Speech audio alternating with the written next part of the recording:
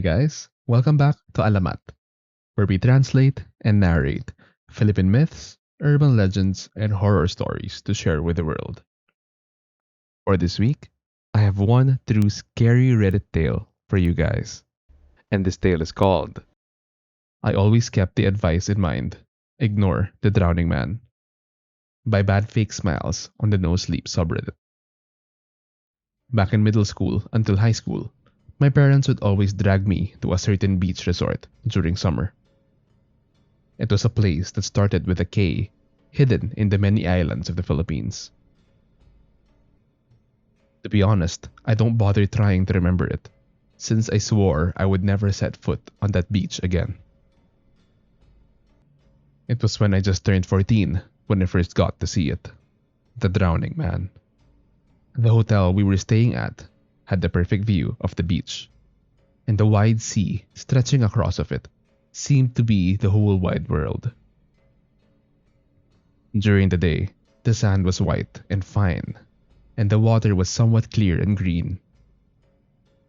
At night, though, the sand would turn blue and the water almost black.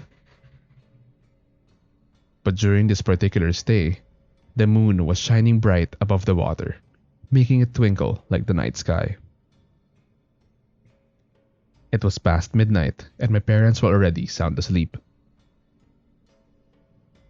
I only pretended to be though, and was playing with my Game Boy under my sheets. I decided to take a break from battling trainers, went to the window, and stared at the moon for a while. And there he was, a silhouette of a man splashing around in the middle of the sea. His arms raised, waving, and his head shaking around as he goes up and down from the dark waters. I could barely make up his face or any more distinct features than his shape because of the distance, but instinctively I knew he needed help. "That man is drowning," I shouted, waking my parents up.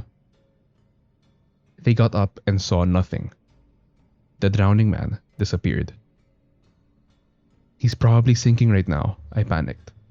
We went downstairs and alerted the hotel manager to have it investigated. The hotel manager called upon the diving locals and even the fishermen nearby to tell them about the situation.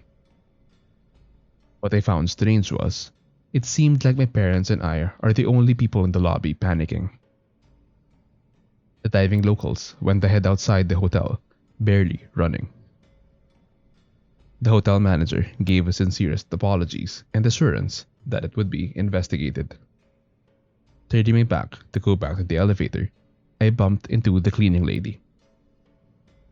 Her hair was frizzy and white, and her skin was brown and wrinkled, with beautiful tattoos all over her arm. She was also strangely fixated at the front door of the hotel. Eyes still looking at the distance, she crouched to reach my height. "Ignore the drowning man," she said in a whispering and shaking voice. I was confused, obviously, but for some reason, I felt the seriousness in her tone and her intent based on fear. The next night at the hotel, I couldn't sleep at all, even though the manager told my parents that the man was saved. I still felt that something was off. Then, past midnight, it was as if it was calling me. I was tempted to look out the window once more. He was there again, the man, drowning, although he was a little bit nearer to the shore than the other night. I was confused and frightened at the same time. He was splashing, seemed like he was holding on to dear life. And that's when he stopped.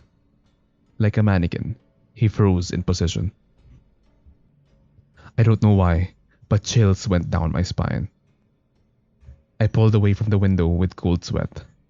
I had no idea what was going on. I simply tucked myself inside a blanket and hoped it goes away. The last night of our stay, my parents decided to get a few things down inside their car, parked in front of the hotel.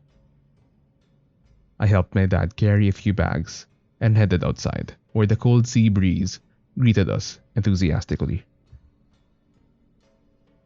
I went towards the car, but stopped as he caught my eye again. The drowning man. But this time, he was much closer, towards the shore. Dad, it's him! My dad dropped the bags he was carrying as he saw the drowning man. Wait here, I'll call for help, my dad told me. My dad, seeing him, reassured me for a bit. I opened the car, grabbed a flashlight, and ran towards the shore, hoping to get a closer look at the drowning man. Submerging my feet into the waters, I called out. Hey! I shouted. Help is coming. Clumsily, I dropped my flashlight and even tried to grab it, but the waves took it away from my reach. The light underwater shined through the murky sandy water and revealed in front of me what looked like a large fishtail of sorts that quickly swam away.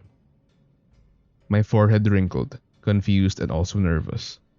I simply looked back to the drowning man, his limbs completely motionless once again. To my biggest surprise, he glided in an abnormal speed towards me, like a jet ski. In fear, I quickly tried to get away from the water as fast as I could, trudging on sinking wet sand until I made it back to the hotel front. Catching my breath, I looked back and saw the drowning man, stopped about 20 or so meters from the shore. With my mouth agape, I only stared in awe and terror on what happened next. The man raised from the sea, his back revealing a long stem attached to something just beneath him, like a puppet. He slowly submerged and disappeared back into the waters, followed by a scaly serpentine body that glistened under the moonlight. My heart sank together with the large splash it made. When the help came outside, it was gone. I never really bothered telling my parents what happened, but I'm pretty sure the look the locals had when they saw my face was empathy. In the next years we visited, I always kept the advice in mind: ignore the drowning man.